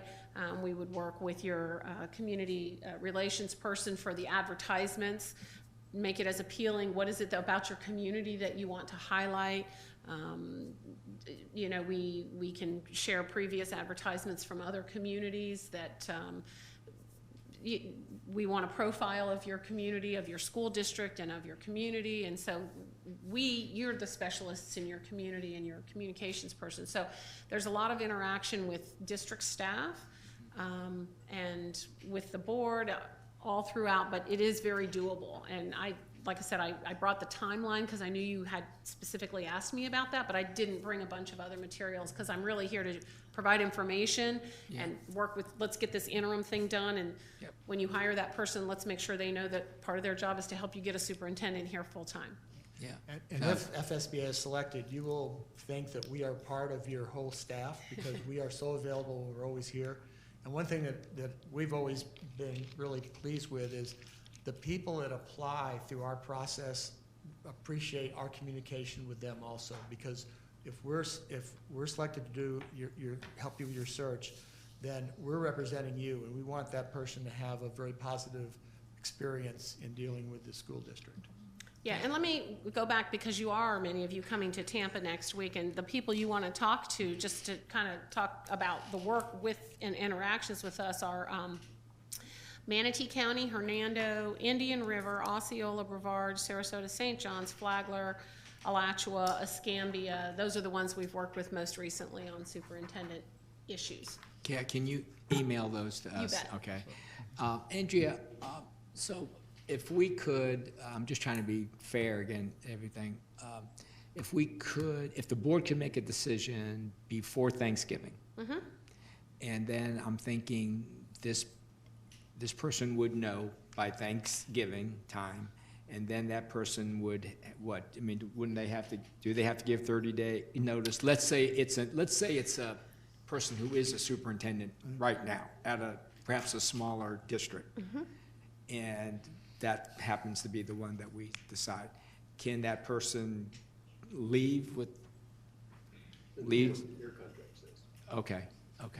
Yes, and that's why we recommend, that's why before Thanksgiving would be a good time. That would give some time for the person to transition and finish up the work that they're doing in that particular district. Yeah, anyone that you're hiring is going to be somebody that's responsible for some pretty big projects wherever they currently are. And they're going to need to kind of tie up those things. It may be someone who has been looking for a while and is already tying things up because they're ready to move forward. But in the same way that somebody in your district who might apply in another district, you'd want them to give some notice and tie up their projects. There needs to be a little bit of flexibility with that. Again, back to the January 1, I think that week starts like on the 3rd or 4th. It wouldn't even be the 1st exactly. But let's just say for whatever reason, they had a big presentation the very next day, there'd be some flexibility there. Sure, of course, yeah. So Andrea, getting back to this chart here, Yes, sir. and that first, what you call the first 2 to 4 weeks, when do we need to start that? When? Oh, okay, well, I would say. I'm just assuming that Sure. we're hiring you, but let's say if we were hiring you, when are you recommending we? I would say you want to get your interim in. I would say give your interim a week or two, and then be ready to go. And what would happen is we'd come back, if you were going to hire us, for example, we'd come back, I guess that would be early July, and we would then sit down and really hammer out some of these details. As a matter of fact, we just spent 2 days in Escambia, hammering out all these details. We actually spent 2 full days over there, mostly because it's so far away, and we only wanted to travel there once and get everything knocked out. But by spending a full day there, our staff worked with their legal staff, worked with their communications staff, worked with their HR staff. We put all the processes in place to really get things moving. We just need some specific information from the board. And truthfully, the board has to have some conversations, because there are some things that the board has to decide, like what community involvement do you want? And then we have to kind of plan for some of those events, and then the action of the board coming after those events. So the timeline is really gonna have to get hammered out. Yeah. And we try to use meetings that you already have scheduled, and we try to tack things on to, you'll have some back to school events. So you might connect your community involvement activities with some of your back to school events, because they should line up nicely. You know, July is a vacation time period for many of us, and Including us, just so you know. including you also. I think it'd be good before we left this meeting to kind of focus in, if there is a day that we could start, just to see what days you all have available and what days we might, if we're going this route, just to have some dates, because we only have a school board meeting. I think it's what, July 23rd?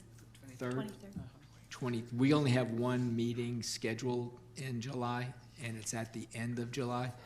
Now, and only one in August, and Andrea too, which is at the end of August, if I recall. And it just seems to me like, in order to get this going, we may need to meet maybe a little bit before that, but maybe not, because we just can't find a common date that we're all going to be here. Miss Wright, I know you had your hand up. And that's what I was gonna say to you, Mr. Chair, that since we have 2 items already on the agenda, we might wanna go ahead and consider an action item of hiring someone, if that's what we want to do, on the 17th or the 18th.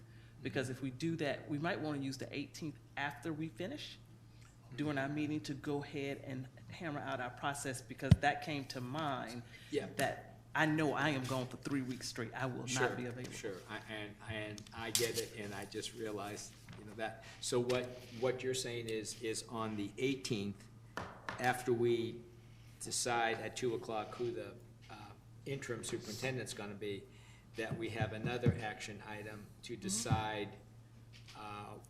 whether we're gonna hire the Florida School Board Association to do our superintendent search. And because that has to be formally approved, I would guess, at a board meeting. And then that's gonna lead into Ruben's question. I'm gonna ask it for him. What is your fee for doing the permanent search, and what is it based on? Okay, and again, I didn't bring all that today. I understand, but I guess while you're thinking of your answer there, is it depending on whether you do just a state of Florida search or a national search, or does it matter? There's no such thing really as a state of Florida search anymore, Okay. now that we have the internet, and every search is a national search at this point. So our flat fee to do a superintendent search is $25,000, which you certainly are welcome to market around. I can tell you it's a bargain price, but I will tell you that does not include, there are certain things that are excluded from that, which would be travel. Of course, you're gonna have to do some advertisement, some of your background checks, there's a cost to run some of those background checks, certain things like that. But what I will do is, today's Thursday, yes, Saturday, I have some work that I need to do in the office. So what I'll do is I'll send you, Mr. Chair, a proposal from the Florida School Boards Association that lays everything out and explains it all fully. And then I'll copy Connie, and Connie can copy the other board members. Perfect. Does that sound okay with everyone I just wanted to so let far? you know, Yes, I will Ms. be out Cuthbert. of town on the 23rd. The 23rd. So Yes, Ms. one Cuthbert's not meeting. even going to be here. No. On the July, and you had said that, I think, at the last board meeting too, yes. Okay, so Are you gonna be here after the 23rd? Like I That- won't be back till Friday. I'll- Friday, I'm whatever that flying out Friday the is? 23rd and coming back Friday the 26th. 26th, yes, thank you. It's the only time I'm out of town. Oh, you're only out of town, but you're out of town the first 3 weeks of July. Is that what you said? Yes, that is correct. Okay, well, then it sounds like July is not Well, gonna can we work. do it on the 22nd? On which day? Monday, the 22nd? Oh, let me see. I don't know whether you're back yet on the 22nd of July. I'm here, wait a minute, I'll tell you right now.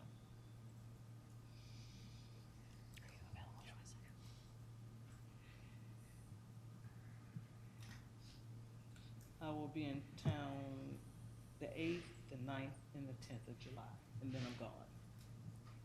I'm gone, I leave after the school board meeting on the 25th, and then I'm back in town, but then I'm in town the 8th, 9th, and 10th of July. Oh, okay, so you are not in town July 22nd, or you are in town? Yes, because then I'll leave again after the school board meeting, Okay, so you are here, yes. okay. But I'm So, saying if we want to meet sooner.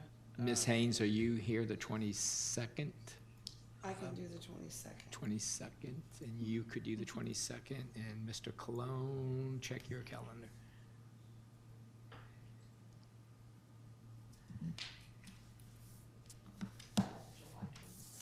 Yeah, that's a Monday, July 22nd. and we have a board meeting the day after at 5:30. It'd be a special meeting, yeah, because it's not on the calendar. Would that be okay, Mr. Cologne? I'm good. Ms. Cuthbert, then that's gonna work? Yes, Sure? Thank you. All right, then, looks like a meeting on the 22nd, and that would be a workshop, right? Because we're not, well, So is that taking the place, the meeting on the 23rd? We could. I mean, I don't know I how don't we know. change it. Well, let me ask Andrea. Andrea, on the meeting on the 22nd, so that'd be like our first meeting with you guys, and is that, how much time does that take? Normally, we would want, what would you say, 2 hours at least? 2 hours at least, and then, yeah, because we want to hear from the board, but we also would want to work through your interim superintendent to be able to meet with staff, HR staff, to just determine a process, communications staff, people like that that are at the purview of the superintendent. Yeah. So we'd like to have maybe the meeting in the morning and then the afternoon to coordinate some things with staff. Well, then, would it be reasonable for well, see, we have a school board meeting scheduled right now on Tuesday at 5:30. And Ms. Cuthbert raises the point was, could we just not have our meeting on Tuesday, the 23rd at 5:30, and just take those items and move it to Monday? Would we be able to have time to do that? Because if you're only going to take 2 hours, and we could start the school board meeting earlier, We could workshop it that day. Right. We could workshop it that day earlier or whatever. have a workshop on Monday, the 22nd, from whatever you say, 9 to 11, or whatever time that may be, and then have our school board meeting start after that, maybe at 2 o'clock, or, That's It up would- to you all, sure. I would say if you could schedule for us 9 to noon, that should be more than sufficient. Okay. And then whatever you all do with the afternoon, that way Ms. Cuthbert could actually be at the board I would meeting, I'm like to, guessing. thank you. yeah, that would be better for us if Thank you you. were here. Yes, And, I would Just uh, have to change the advertisement. And also, Thank when you. I think about it, board members, that the agenda on the 23rd of July is usually pretty long, because we haven't had a meeting for a while, and that meeting was scheduled to start at 5:30, so it might be better to have an earlier start. Yes, They have to vote on this on the 11th, though. okay, yeah, to change the meeting, to Yeah. change the meeting time. So if you would put that on. She's good, she's a keeper. She's on here, she's on it. She She's knows on- when you need a vote, I like that. Yeah, and, We want to change the. and the sooner we do that, the better, because staff has vacations too, and everybody has plans during that month. I know it's a very, very busy time, So so. we're going to change the 22nd, and it would start at 2 o'clock. At 2 o'clock, and we're going to have. And we're gonna have a workshop from before 9 to that. 12. 9 to 12. Yeah. Thank you very much. Yep. No. If we can do it, we'd like to have everybody here. That sounds good. And then I guess what will happen as a result of what we decide on the 22nd, then I guess that's what starts the next thing Yes. going, right? So we can't really plan too much we can't plan now, right now. What we would spend a lot of time on the 22nd would be that timeline. Okay. And really looking at what we need to build in, how much time for this, what you also have scheduled, how we can fit things in with what you have. We'd really need you to give us some direction so we know what to schedule for. Gotcha. As well as the schedule. I see Ms. Haynes has a question. So won't we have to vote to hire them to do the search? Yes. That's gotta be on the Yes. agenda. Prior to July 22nd? And yes, and that we could, well, what did we just say, June 11th? No, we're gonna, you were going. June 18th, yes, June So, 18th.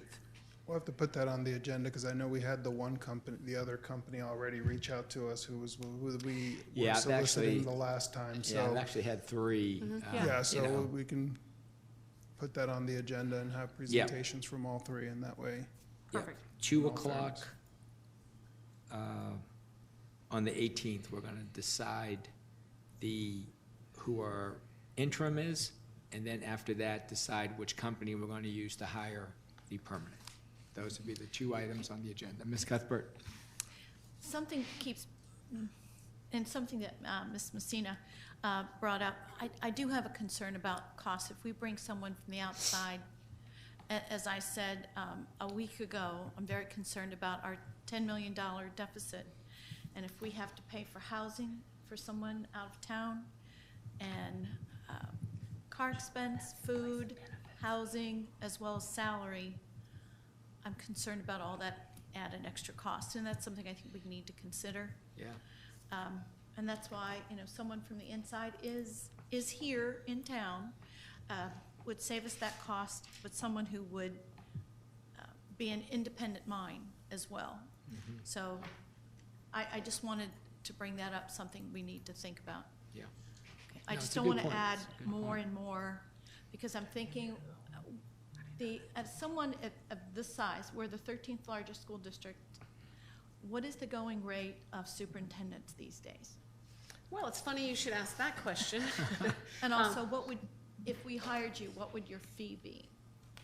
25,000, Okay, which we've already 25,000. discussed. Alright. But I do want to say, with regard to the housing, typically, your interim superintendent would not be getting benefit package.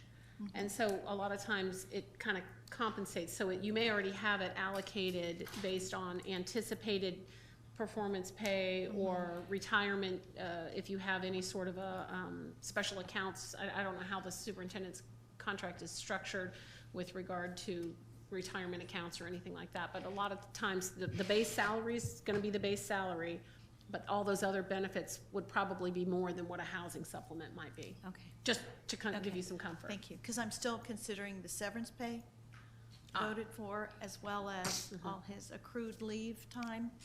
I'm just trying to add up in my mind, at what time do we say, wait a minute, this is becoming a little out of control for us? Yeah. Okay, Fair. thank you. Good All right, point. sir. Yeah. Yeah. So let me just, so everyone's comfortable about everything, it isn't written anywhere that the interim has to make the same salary as Mr. Russell. So if you, and I'm assuming you wouldn't want to offer him any more than that, but if you wanted to say, look, advertise it as, this is what this contract is, we're only going to pay you X amount, not the same that Mr. Russell got. You could I certainly mean, do that. You could do, those who apply for the job are going to know going in, this is how much they're going to pay. So it's not like after we recommend them, they're going to be able to negotiate a higher salary. I mean, Ms. Cuthbert, is that what you were thinking, that we, Because we negotiated that salary with Mr. Russell 4 years ago, when he was area superintendent. We did half between what he was earning at that time to half what the superintendent was earning. We met halfway. got it? So I'm just trying to be conscious of Yeah. our expenses. Yeah. Okay, is it okay if he answers how much Bill, were you gonna come back with it? fees are Excuse me. they're asking for? Yes, I just wanted to confirm, his current salary is 175, I believe, is base. Yes. Which, in our context, is low, Very. just so you know. So if you're even looking at paying an interim less than that, I would just caution you that that might limit your pool severely.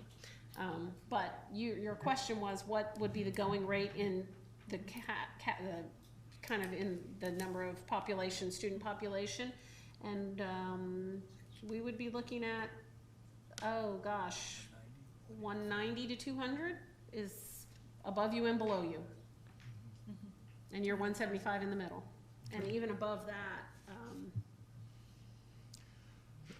Normally, when we're advertising, we would start at that low point. We would start the range for a regular superintendent, we would say 175, and then based on the market, increase it like Ms. Messina's saying, on 195. Yeah, somewhere Bill, in there. you're talking about the permanent superintendent job correct. now. Okay, great, thank you. but I will also remind you, for your permanent superintendent, Yes, I just had the number of districts who are gonna be looking for superintendents in the next 18 months. So in addition to the districts above you and below you being like 196, 198, and you're 175 in the middle, you guys are hiring first, so I wanna be clear about that, which gives you an advantage. and we are the best. Well, there's that. Well, of course. Yes, of So, course. okay. But we also have 7 districts that are gonna be looking for superintendents between June and November of 2020 in the state. So people are looking, they know there's a lot of districts out there. They're gonna target which district they think that they're gonna be a good fit for, and the district will be good for them, they'll be good for the district. They believe that they'll be a good fit. So I will tell you, for your permanent superintendent, it's gonna be hard for you to attract the kind of candidates you want with the salary that you're currently offering, just to be blunt. That's what I thought. Yep. Thank you. Right, so I don't want to let your thoughts just lie, though. Is there anyone that would want to make a motion to suggest the salary? No, not in a We workshop. can't? It's a workshop. Is there anyone that has any thoughts, like what Ms. Cuthbert said, concerning a salary less than what Mr. Russell is making? For the interim? For the interim. Okay. Only the interim. It's a 5-month contract, right? July you 1st decide. through December 31st. I mean, give or take. Typically, we'd recommend not to exceed January 1st or something Okay, along those lines. okay, so that's fair. All right, well, I just put it out there, and I don't hear anybody with any other thoughts along those lines, so, okay. All right, So does that mean we could move forward saying 175? I think you can, right now. Well, it's I not don't- 170. I mean, No, for the His interim. base. Yeah, yeah. Prorated, of course, now to our, Right. okay. Yes, All of right, course. of course, not 175 for 6 months, or 5 months. Shoot, no. for that, Bill might apply. All right, I think we made a lot of progress here today in the short 2 hours. Wait, we have a question. Yes, Ms. Muller. Deb Muller, I don't know whether you Muller. I'm sorry to interject here, but I was just verifying, July 23rd is our preliminary budget hearing. So I believe that you were talking about changing that. Yes, so now we can't change it. Or we can, or I know there's a timeline between the preliminary budget. I and- really would have to go back and verify that. I mean, the other thing is that we set our timeline and then cities and the county all set around us. Right, right. Well, can you just check on that and tell us if we can, if there's any flexibility? And if there isn't, then we'll, it was going to be changed I mean, by one day. It was going to be changed by being moved up by one day. I know, I'm not concerned about that. I'm concerned about you know, everything else that is in place because of that. But you're talking about a workshop beforehand, is that Yeah, a correct? workshop in the morning, where are my notes here? From 9 to 12, and then the actual school board meeting at 2. Yeah, well, that is definitely a problem because it has to be Time certain. at 6 o'clock Yeah. or later. Yeah, well, I mean, that could still be at 6 o'clock. You know what I'm saying? Yes. That part of it. Okay, all right. I'll have to check on the date, though. Yeah, but thank you for bringing that up, so we can, Excuse me, Mr. Yeah. Chairman, if it does become a problem, but you do have a lot of agenda items, you could keep the one budget on the second day when you might have to call in, but you could still do the other action items. sure. You know, there Yeah. are ways to structure it to meet everybody's needs. Yep, Thank you. yep. Lots of options, so we can make it all work, I think. And I appreciate the board being just as flexible as possible with all these dates and times. And by the way, we don't meet a lot of boards that are flexible like this, so touche to all of you. Well, we work together. What else do we need to know? Andrea, Bill? We've accomplished a lot, like you said, in a short period of time. I would like to say, we are gonna need to give an exact deadline for if somebody's interested in this interim position, they Yes. need to communicate with me, and I know you're saying Thursday by 5, but I'm gonna say, because we have the Monday morning opportunity, Friday, what's the date of Friday? The 14th. the 14th, Friday, June 14th, 5 PM would be the deadline for them to communicate and send their resume and cover letter to me. Anything after Friday, June 14th at 5 PM, I'll certainly have the information, but that's not what I'm gonna bring forward unless when I come to you on Monday morning, you tell me, I'll say 5 people did not meet the deadline, but I have those resumes. You'll say, yes, I wanna see them. No, I don't wanna see them. Yeah. But Friday, 5 PM on the 14th. And Andrea, is it your experience that the people that would be applying for our interim position are not currently working? They're typically working, but they're typically consulting in some fashion or working But not on special employed assignments. full-time at a school district? Some will be.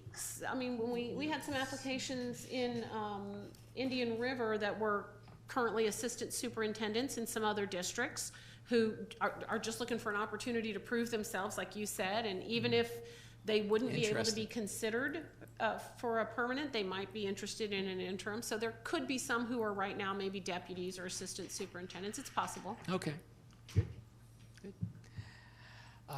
Further questions? Board members? No. You good? I just wanted to say thank you. Thank you so much for coming down. We appreciate it very much, especially right before the conference. Oh, that's good that you mentioned that. Okay, so we're doing this all publicly. It's going to be in the press tomorrow. It may not, it could very well happen that while we're all at this conference, a potential applicant would come up to us and say, hey, I heard you're going to have a vacancy. You want to have a cup of coffee? You want, you know? Well, What? I'm mean, how glad do you we- asked that question. And now I know that when we're at the conference, we haven't really officially ever done anything yet for the permanent job. I'm not talking about the interim now. I'm talking. Oh, okay. I'm talking about the permanent job. What if superintendent from, you know, XYZ county says, oh, I just heard you're going to be advertising for a superintendent. Well, you know, Is that's that- a good question. Is there anything wrong with No. having a cup of coffee with somebody who? I would just ask you to be careful that you make no commitments.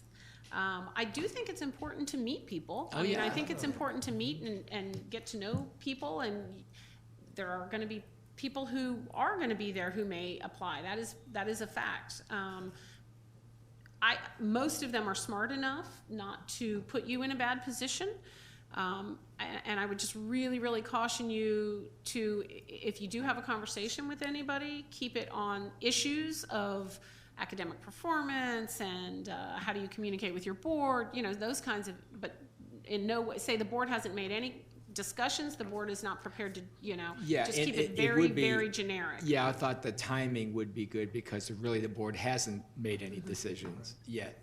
I mean, in fact, on July, when we're at the conference, will we have even decided that we're hiring? Conferences next week. Ask me No. that question again? Yeah, because when we're at the conference, we will not have even decided who our interim Correct. is yet, That's correct, or which firm we're using to Correct. hire for the permanent job. correct. So it would really be, Premature. way premature, okay. Which makes it more comfortable. Now, I will tell you, there are some boards who don't let their superintendents present at our conference, because when their superintendents present, and then the time has elapsed, the presentation's over, and everybody's leaving the room, board members all across the state come up and say, hey, are you looking for a job? You know, they start recruiting the really good presenters. So there are board members who keep their superintendents under wraps. So don't be surprised if there are board members who kind of elbow you out of the way, because they know you're looking and they know they have a good person. They don't want that person recruited away from them. Well, you know what they say, all's fair in love and war and hiring superintendents, so, well, yeah, And I okay. will tell you, this is a very desirable school district to work in, to move, Absolutely. live here and work here. This is an excellent school district. And so I think you're going to have an excellent field. Yeah, we have a great senior staff, we have wonderful teachers, we have already have a 2-year contract, right, with our teachers union, and just a lot of positive things going on, and yeah, it's gonna be a great job for somebody. Yeah, you're Yeah. a good Sure size, is. you're not too big, you're not too small. It's very desirable. All right, then, seeing no further questions, I think we're adjourned for today. Thank you Yeah. both for Thank you. coming. Thank you.